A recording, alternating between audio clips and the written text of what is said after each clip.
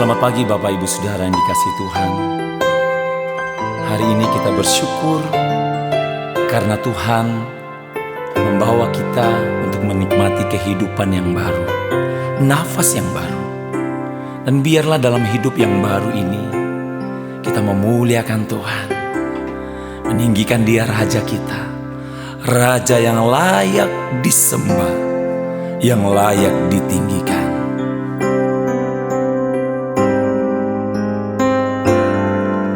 Jiwaku merindukanmu, ya Allah yang hidup. Jiwaku haus kepadamu,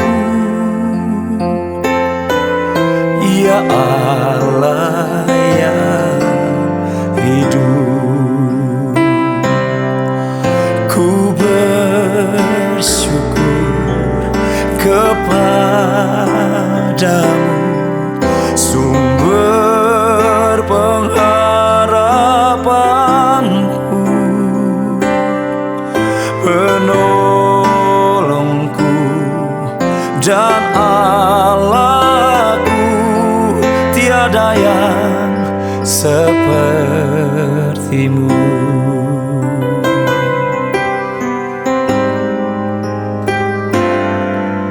Jiwaku merindukanmu, ya Allah yang hidup. Jiwaku haus kepadamu, ya Allah yang hidup. Bersyukur kepadamu, sumber pengharapanku, penolongku dan Allahku. Tiada yang sepertimu.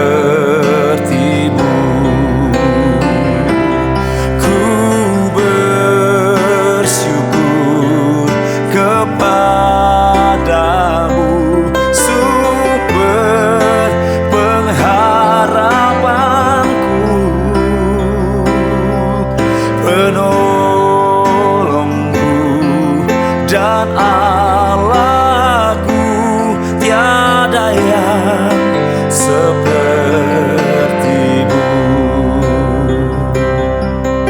Penolongku dan Allahku, tiada yang sepertimu.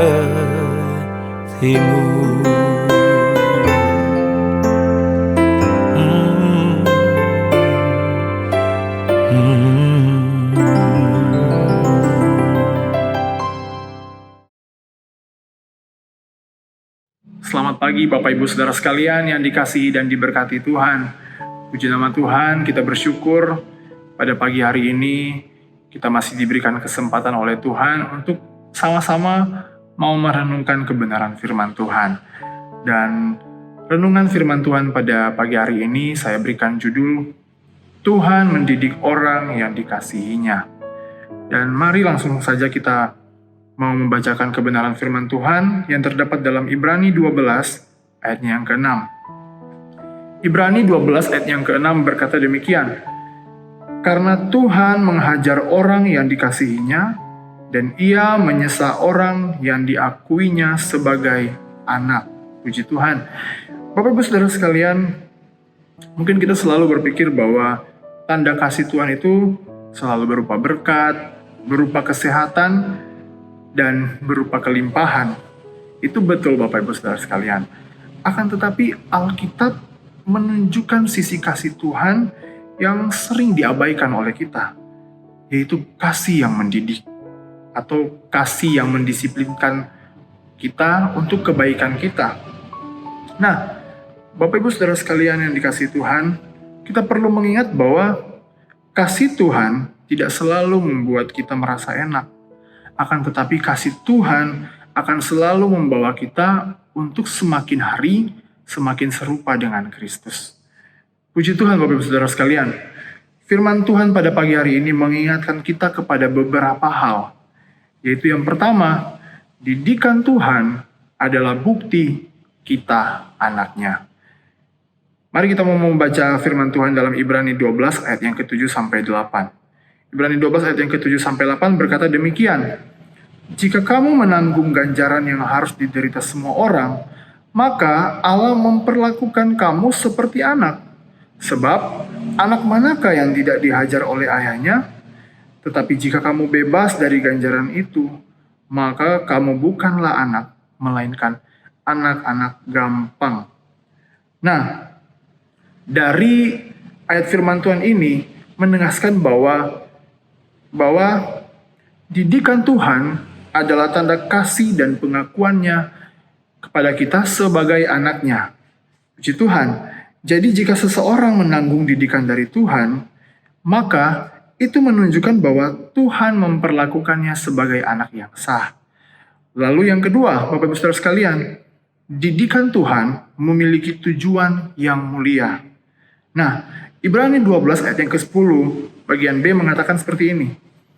Tetapi Dia menghajar kita untuk kebaikan kita, supaya kita beroleh bagian dalam kekudusannya.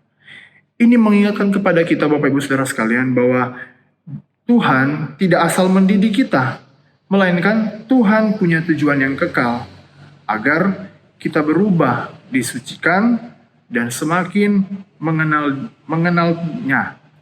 Nah, Bapak Ibu Saudara sekalian, Tuhan tidak tertarik membuat kita nyaman, tetapi Tuhan ingin membuat kita semakin hari semakin berbuah.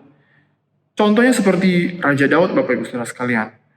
Raja Daud diurapi menjadi raja, tetapi ia harus menunggu bertahun-tahun sambil dikejar-kejar oleh Raja Saul. Nah, ini menjadi proses bagi Raja Daud untuk terus belajar rendah hati dan berserah kepada kehendak Allah. Nah, jadi Bapak Ibu Saudara sekalian, jangan salah tafsir ketika Tuhan mungkin mendidik kita lewat berbagai macam masalah. Kita perlu mengingat bahwa Ia sedang mempersiapkan kepada kita untuk sebuah panggilan yang lebih besar.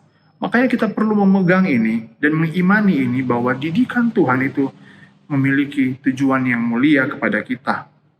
Dan yang ketiga Bapak Ibu Saudara sekalian, didikan Tuhan itu membentuk ketaatan dan karakter Kristus.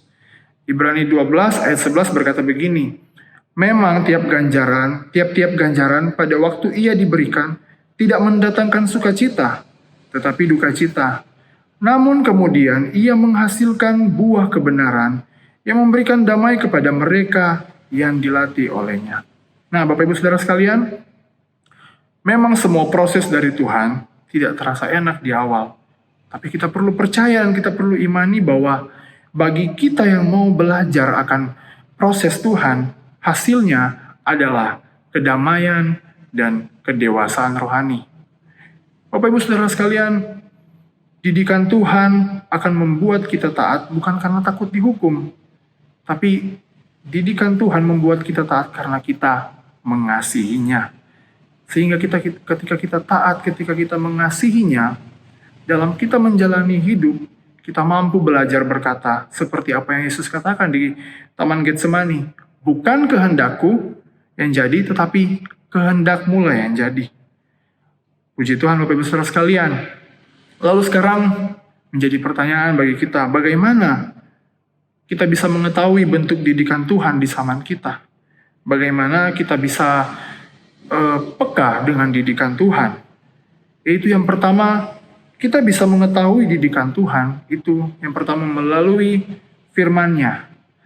Setiap kali firman menegur kita, mungkin menegur akan hal-hal yang kita lakukan, baik yang disadari maupun yang tidak disadari, melakukan hal-hal yang tidak berkenan di hadapan Tuhan, di mata Tuhan. Dan ketika kita mendengarkan firman Tuhan, dan ketika firman Tuhan itu menegur kita, maka kita jangan keraskan hati Bapak Ibu Saudara sekalian. Itu bagian Tuhan sedang berbicara untuk mengoreksi kita untuk menjadi lebih baik. Lalu yang kedua, Bapak Ibu Saudara sekalian, Tuhan bisa mendidik kita melalui pemimpin rohani kita atau gembala kita, bahkan orang-orang yang kita kasihi. Maka daripada itu, Bapak Ibu Saudara sekalian, ketika Tuhan menegur kita lewat orang yang mengasihi kita, jangan kita menolak teguran yang lahir dari kasih itu. Dan yang terakhir, yang ketiga, Tuhan bisa menegur atau mendidik kita melalui hati nurani yang digerakkan oleh Roh Kudus. Saat kita berbuat salah dan merasa tidak damai, perlu kita ingat Bapak Ibu Saudara sekalian, itu tanda Tuhan sedang mendidik kita agar kembali ke jalan yang benar. Dan sekarang menjadi pertanyaan untuk kita, apakah kita mau belajar dari didikan Tuhan atau malah mau memberontak dan menyalahkan keadaan? Itu semua tinggal tergantung daripada bagaimana kita mengambil sikap, Bapak Saudara sekalian. Maka daripada itu, kita harus mengambil sikap dalam menghadapi didikan Tuhan. Sikap yang benar dalam menghadapi didikan Tuhan, yang pertama adalah dengan kita bersyukur, bukan bersungut-sungut. Ketika kita dididik oleh Tuhan, mungkin kita mengalami hal yang tidak enak, hal yang mungkin tidak nyaman buat kita. Jangan bersungut-sungut. Jika itu didikan datangnya daripada Tuhan, maka kita harus bersyukur, bukan bersungut-sungut. Dan yang kedua, ketika kita sedang dididik oleh Tuhan, maka kita harus mengambil sikap untuk tetap percaya akan kasih Tuhan. Sebab kasih Tuhan itu besar bagi kita. Kasih Tuhan akan selalu membawa kita kepada sebuah kebaikan. Dan yang ketiga, jangan menyerah di tengah proses. Ketika mungkin kita sedang di dalam didikan Tuhan, sedang diproses, maka jangan menyerah. Tetap laksanakan proses itu, karena ada Tuhan juga yang akan menguatkan kita. Dan yang terakhir, jadikan setiap proses sebagai pelajaran rohani untuk kita. Puji Tuhan Bapak Ibu Saudara sekalian, didikan Tuhan adalah bukti kasih yang nyata. Kadang kasih Tuhan itu terasa keras, tapi justru itulah kasih yang sejati. Tuhan tidak ingin kita hancur oleh dosa, Bapak Ibu Saudara sekalian. Jadi, Ia menarik kembali kita melalui didikan. Maka daripada itu, Bapak Ibu Saudara sekalian, kita perlu mengingat bahwa disiplin Tuhan hari ini adalah perlindungan bagi masa depan kita. Puji nama Tuhan, kita bersyukur buat renungan firman Tuhan pada pagi hari ini. Demikianlah renungan firman Tuhan, dan mari sama-sama kita berdoa. Haleluya, puji Tuhan. Bapa kami di dalam kerajaan sorga, sungguh kami bersyukur buat kebenaran firman Tuhan di pagi hari yang indah ini, yang mengajarkan kepada kami bahwa betapa Engkau mengasihi kami, sehingga Engkau mendidik kami untuk semakin hari semakin serupa dengan Kristus. Biar kiranya Tuhan selalu kuatkan kami, Tuhan selalu berikan hikmat bagi kami, dan selalu membimbing kami, dan Roh Kudus-Mu selalu menguatkan kami ya Tuhan. Terima kasih buat renungan firman Tuhan pada pagi hari ini. Kami bersyukur buat segala kebaikan Tuhan dan anugerah Tuhan. Terima kasih Tuhan. Kami mengakhiri renungan pada saat pagi hari ini hanya di dalam nama Tuhan Yesus Kristus. Haleluya. Amin.